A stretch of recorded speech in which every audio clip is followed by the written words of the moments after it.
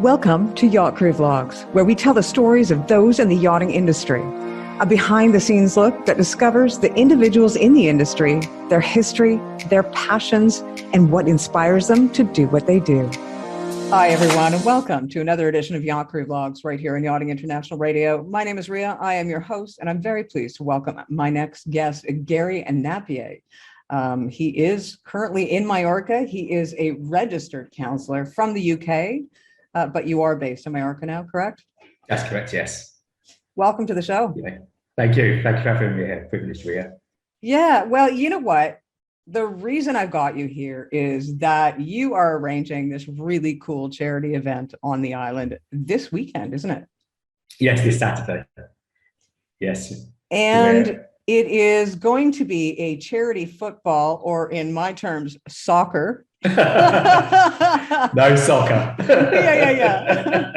A football match, and it's going to be in support of men's well-being. Now, that's a topic that is so very important in today's day and age, and we've had shows on YR prior talking about men's well-being and men's health, and dealing with depression. Let me ask you, why is it so hard for men to express emotion or to say that they are feeling a certain way? Oh, huge question, a great question. I would say, both as a man and working with men over the years, that it goes down to the script we received from as young as being an infant, whereby we either see it from our dad or uncle, our first male role models, whereby men don't speak or we don't express emotions. So I think from a very early age, we're seeing, okay, this is what men do. We can do battle, etc. But in terms of sharing your feelings, girls can do that, and that's okay, but men don't. And even as a child, you can say to them, the older us, boys don't cry. Shut up, don't speak. And you sort of, okay, that's what we don't do. Boys do not cry. Boys do not show feelings. And that's, people don't know about it because that's a script they receive, but it's so mentally damaging to that person to tell someone that, a young person, you're not permitted to express your emotions, it's not good.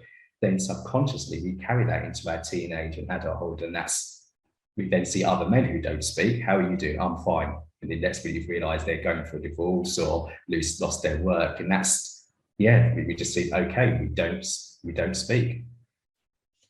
Well, and we have seen a massive increase, in yachting, but as well in the general population of younger and younger men committing suicide. Is that a result of their inability to, express the fact that they're depressed, or express the fact that they're having health issues, or just express any emotion? I definitely believe that's a major contribution factor. And the need is there, but it's that having that safe space. And I think for a lot of us men, we don't believe there's a safe space, even with their best friend, because they haven't done it. We're not going to do it. It's someone taking that first step. But when we don't feel safe, have a safe space where we can share how we're feeling, the vulnerabilities, insecurities, or general worries, then we're human beings. Naturally, it's going to leak out. And often we then, for the worst part is, get to that point where we can't feel we're going anymore, and we do take our lives. And unfortunately, as you're aware, it's becoming more prominent. And unless there's a buck to this trend, it will only increase. Are there support groups around the world? Are there places that men can go to express to other men that are just sort of designated for men? There's definitely, it's not all negative. There's definitely support groups. I know there's lots of support groups in the UK where even during the pandemic, and a guy that few of them met at a pub, and it's grown, really has. Yet to take it in terms of the size of the issue we're dealing with, we need more. Unfortunately, I always say that this is something whereby the demand outstrips the supply, and particularly the island of Mallorca, been there 6 years now, and it was always on my heart to reach out with men, because people may see this as old-fashioned view. I believe that if you sort the man out, the rest will fall into place. In terms of marriage, children, identity. But I think because us men today, and for a very long time, we've got an identity crisis. We don't know what it's like to be a son. We don't know what it's like to have a dad to show us the way. Therefore, we don't become the best husbands. We don't become the best dads ourselves. We don't become the best, and it just goes on. And then we look at the environment we're in, And we think being a man means going out, getting drunk, flexing your muscles, and that's okay. So for me, particularly with New York, I'm not saying that's all men, but particularly the guys that I know and from football and some of the yachting crew, it is that macho bravado. But yet underneath, you know that there's pain that they're hiding, there's pain that they're carrying, but they don't know where to carry this pain. Do you think the problem has gotten worse over the past few decades? Because prior to that, families stayed together. There was, I guess, the traditional roles of mother and father. They tended to stay together because it was frowned upon in society for anybody to leave, a relationship, a marriage, etc. Do you think that has affected with so many families becoming single parent families? Has that affected men as well? I would say yes. Any breakdown of any family environment structure is going to affect the people involved. And I would say the benefits of, 30, 40 years ago was that there appeared to be a clear defined role in terms of the man. You go out, you provide for the family, and the wife you kept at home. However, whilst it provided clear identity in terms of roles the male and female were given, I do believe for a lot of people there was a bondage where they weren't free, where the woman was free in her role, and the man, even though he was going out and doing what a man was supposed to do, there were other things he would do. He lost out not being with the children or not having a relationship with his dad. So it really is, whilst the family structure has broken down, I still don't believe that even back then, 30, 40 years ago, it dealt with the issues, because in counselling, I work with men as old as 50, 60, 70, and they will tell me about the issues they had with their dad. And in terms of not having that relationship, not having that bond that they were desperate for. That's interesting because, time is sort of, I think, opening up so many different questions and the ability to speak about these things and try to figure them out and try to change the trajectory of the future. And it's so very, very important because we are seeing, especially over the pandemic, as you were mentioning, the amounts of domestic violence had increased, the amount of suicides had increased, and everybody talks about the women, and I am all for equality. Everyone knows that I am, all for equality.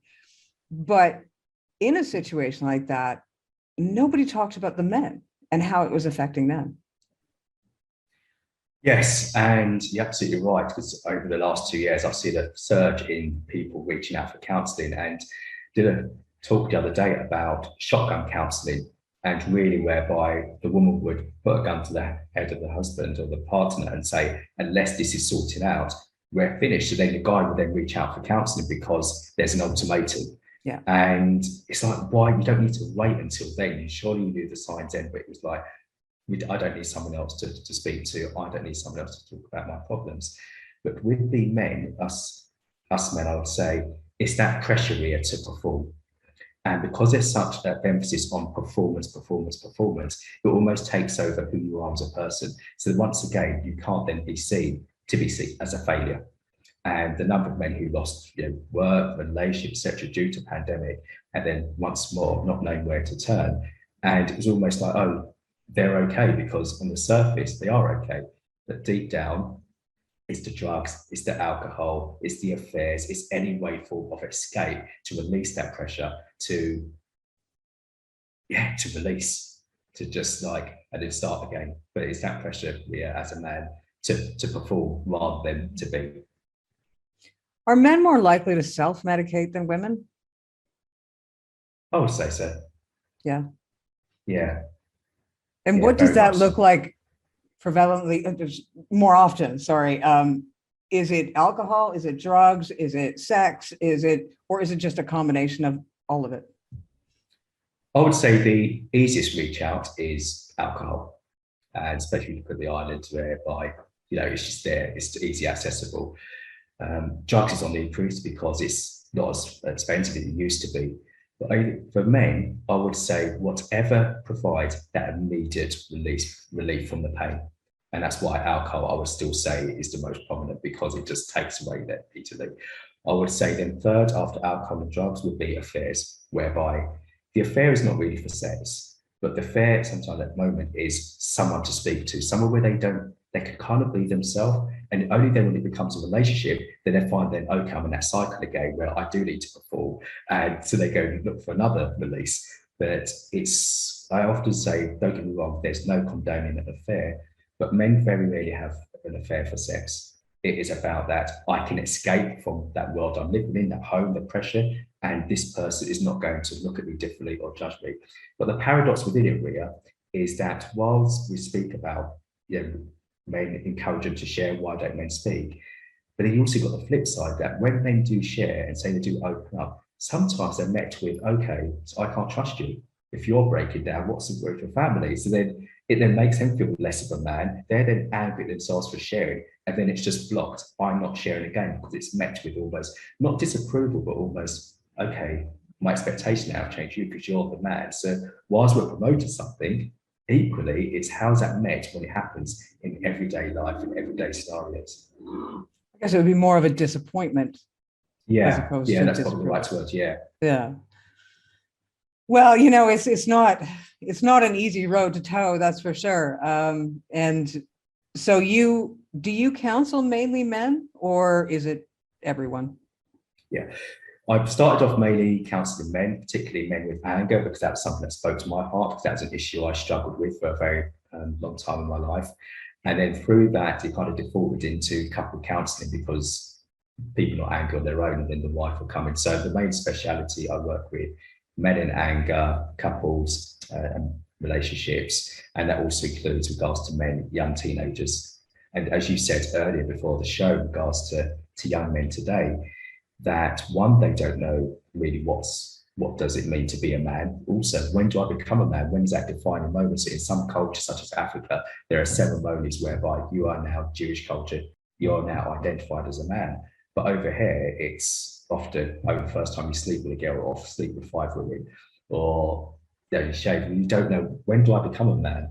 And if I also think there's a big concern in regards to men and relationships, whether you're heterosexual or homosexual. It's that education process, and particularly with the guys that I counsel, it's really going away from any form of solid relationship. It's about, no, I don't have a girlfriend.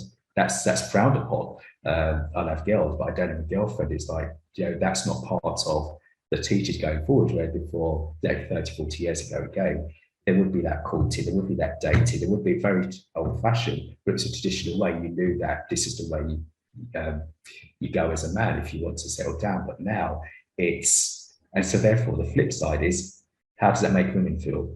If women know you're just somebody there, but you're never going to be my girlfriend out of that status. And that's why I go back to saying, if you do sort the men out, the rest normally falls back into place.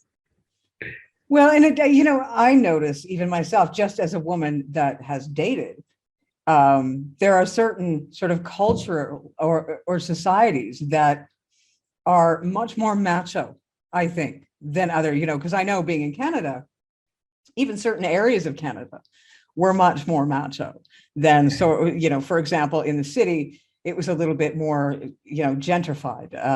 Growing up in a logging community, well, you can imagine what that was like. Yeah. And then you come to Europe and it seems like, it's the same sort of thing. There's a lot of very masculine, manly men that really want to sort of control in Spain and Italy and Portugal. Is it a cultural and societal thing?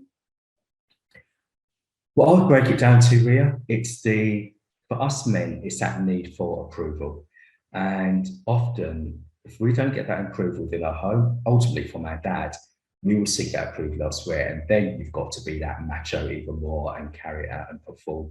Because when I speak with guys of that, displaying those behavioral characteristics, and I question about the relationship with their dad, there's a void there, there's a gap.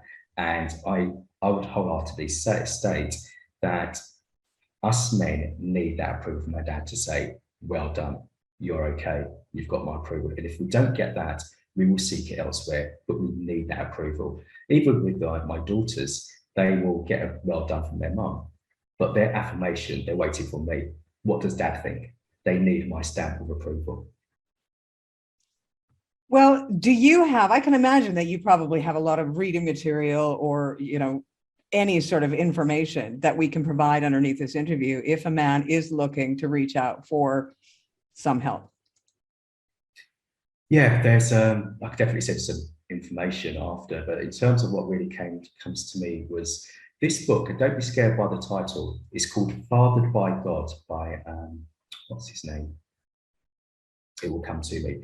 And it's such a great book because I remember somebody recommended it to me years ago, and it talks about a son going fishing with his dad, and it takes you through the different stages, and the stages are son being a boy, boyhood first, then a cowboy when they're experimenting, then a warrior, then a lover, and then becoming a king. And it's saying unless a boy goes through these different stages sequentially, there's going to be a gap, there's going to be a breakdown. And it's so to saying that each boy, man, is reaching out for this. And it deals with men in regards to being raised by women, men with anger, men with frustration. And basically what they're saying, every man son's looking for is dad, show me. There's a Facebook group we are called Dad, How Do I? And that's all about guys who don't know, who haven't got a dad around. Dad, how do I shave? Dad, how I do this? Dad, how I do a tie? Those things we take for granted. And when you don't have that guide there, not only practically does it impact us, but ultimately it says, I'm not important. I'm not good enough. Because if my dad's not there to show me, unless it's through death or other reasons, then I can't trust the world. So I would say, in addition to that, Man in the Mirror I mentioned earlier, .life is a great website where they really tackle hard issues. Even men, which often doesn't get publicised, men who are fighting for custody, who want to be able to see their children, because we often get it's the men that don't want to be around, but there's enough stories out there where men have broken down because the women will not allow them to see the children, or because they're using as leverage because of their pain they're trying to get. And I've seen grown men just absolutely in tears, pain and hurting because they want to be there for their children. They're great dads, and the woman, and this is not against all women, but just the circumstances are saying no, and it's just breaking them apart. But that's not seen out there. And also through the court system, particularly in the UK, the court system doesn't really, I believe, don't support men enough, where the automatic thing is, okay, woman, all we want from you is your money. And the guy is like, I want to give more, but yet men are getting bad press about not being there. So it's a mirage of issues. But the good thing is that things are going on, work is being done. And I do believe that as long as we keep talking, as you said, as long as the issues are getting out there, and as long as we start creating safe spaces like you've got here, then I do believe positive changes are being made.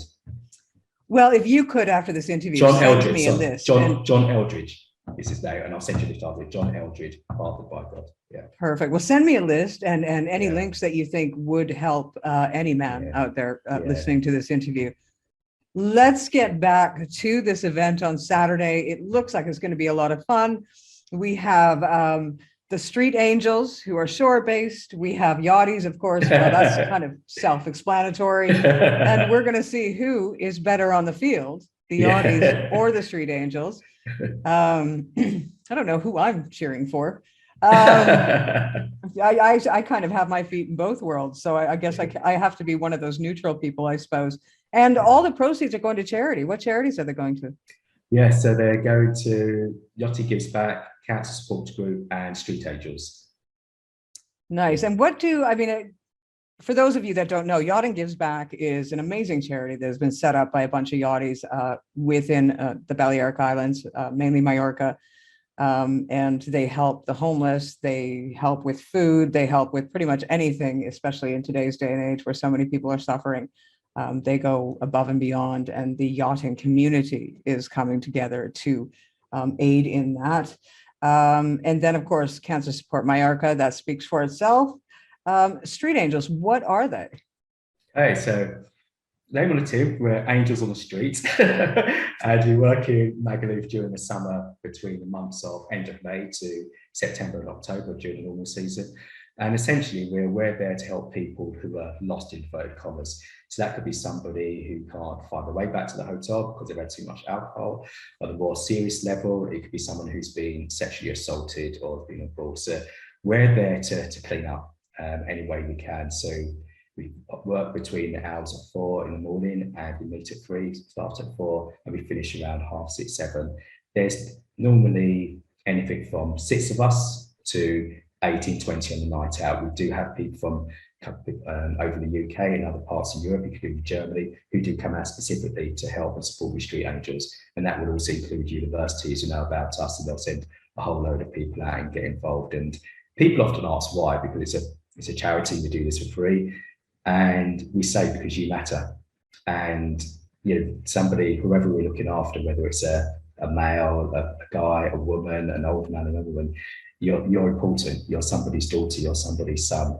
And I often think, what happens when we're not around? I wish I had this around, because people are left in vulnerable situations, and different to when I was growing up here, where if you went out in a group or even a couple of people, you stayed together throughout the night.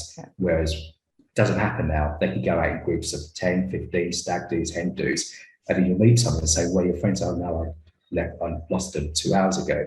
So if you imagine that, and we like to think everybody is good, but that's not the case. And people are there vulnerable to be taken advantage of. And so that's what we do. That's Street Angels. Nice. Well, definitely a very worthy cause for sure. We'll also include that information if you're interested in, participating. Do you have enough participants now? We always welcome more. So please, I'll send you the website details. And we're starting a new season, mentioned in end of May, June. So fresh blood is always welcome. And it is a Christian faith based, but you don't need to be a Christian to join. All we want is people who's got a heart to help other people. Wonderful.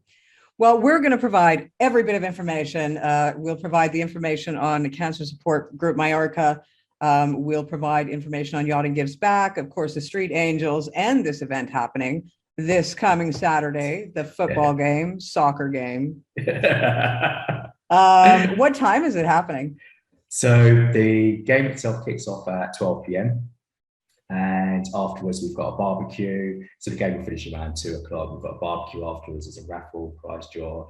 There's activities for the kids. So it's a real fun day.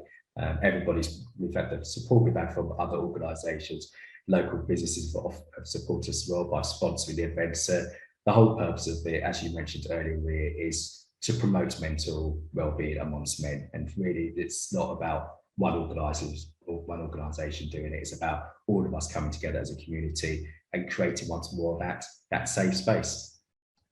Nice. And where is this taking place? So it's taking place in Sonferrer. It's at the Sonferrer Football Stadium. Okay, perfect. Well, Gary, I have to say thank you ever so much for your time. It's very much appreciated. It's been a real pleasure speaking with you. Thank you for the opportunity once more. Well, we'll have to keep in touch, and who knows, maybe I'll manage to get out there and watch a bit of the soccer game. As long as you don't call it soccer. Probably end up at the entire wrong place, because people will say, what are you doing with soccer? What is that? Thank you, everyone, for tuning in. Please do check out all the information below this interview. You've been watching another edition of Yacht Crew Vlogs right here on Yachting International Radio. My name is Ria. I have been your host. We'll see you again next time.